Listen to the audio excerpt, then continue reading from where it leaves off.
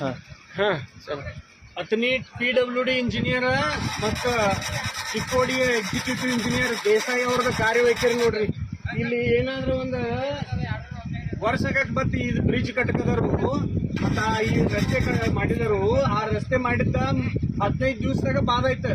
ಮತ್ತೆ ಈ ಬ್ರಿಡ್ಜ್ ಅಂದ್ರೆ ಸಮುದ್ರದಾಗ ಬ್ರಿಡ್ಜ್ ಕಟ್ಟಿದವ್ರಿಗತ್ಲೆ ಬ್ರಿಡ್ಜ್ ಕಟ್ಟಕದವರು ಆ ಕಾಂಟ್ರಾಕ್ಟರ್ನ ಹೇಳೋರಿಲ್ಲ ಕೇಳೋರಿಲ್ಲ. ಇವತ್ತಿನ ದಿವಸ ನೋಡ್ಬೇಕು ಸತತವಾಗಿ ಅಂದ್ರೆ ಒಂದು 9 ತಿಂಗಳ 10 ತಿಂಗಳು ನಡೆದಿರ್ಬೇಕಿದ್ ಬ್ರಿಡ್ಜ್ ಕಟ್ಕದಾರ. ಎಲ್ರಿ ದೊಡ್ಡ ಬ್ರಿಡ್ಜ್ ಕಟ್ಟಿದವ್ರಿಗತ್ಲೆ ಮತ್ತೆ ಮಳೆಗಾಲದಾಗ ಹಿಂಗ ಆಗ್ತೈತಿ, ಮುಂದೆ ಜನರಿಗೆ ಪರದಾಟ ಆಗ್ತೈತಿ ಅಂತ ಗೊತ್ತಿದ್ರು ಸಹಿತ ಯಾವುದೋ ಮುಂಜಾಗ್ರತಾ ಕ್ರಮ ಇಲ್ಲದೆ ಇವತ್ತಿನ ದಿವಸ ಹಿಂಗ್ ಮಾಡಿದವರು. ಮತ್ತೆ ಇದಕ್ಕೆ ಸಂಬಂಧಪಟ್ಟಂತೆ 4 ತಿಂಗಳು 3 ತಿಂಗಳ ಹಿಂದ್ಗಡೆ ನಾನು ಅರ್ಜಿ ಕೊಟ್ಟಿದ್ದೇನೆ ಅವ್ರಿಗೆ.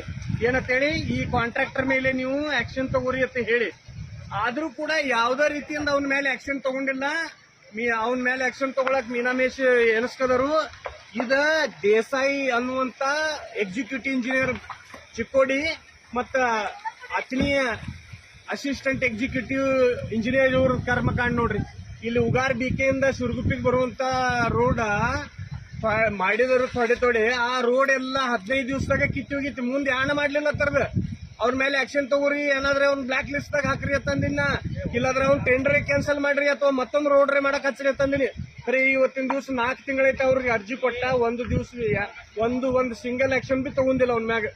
ಅದಕ್ಕ ಅವ್ರನ್ನ ತಕ್ಕ ಪಾಠ ಕಲಿಸ್ಬೇಕಾದ್ರೆ ಜನ ನಾಳೆ ಇಲ್ಲಿ ನಾವು ರಸ್ತಾ ರೋಕೋ ಮಾಡ್ತೇವೆ ಅಂತ ಗೊತ್ತಾಗ್ತಿತ್ತು ಅವ್ರಿಗೆ.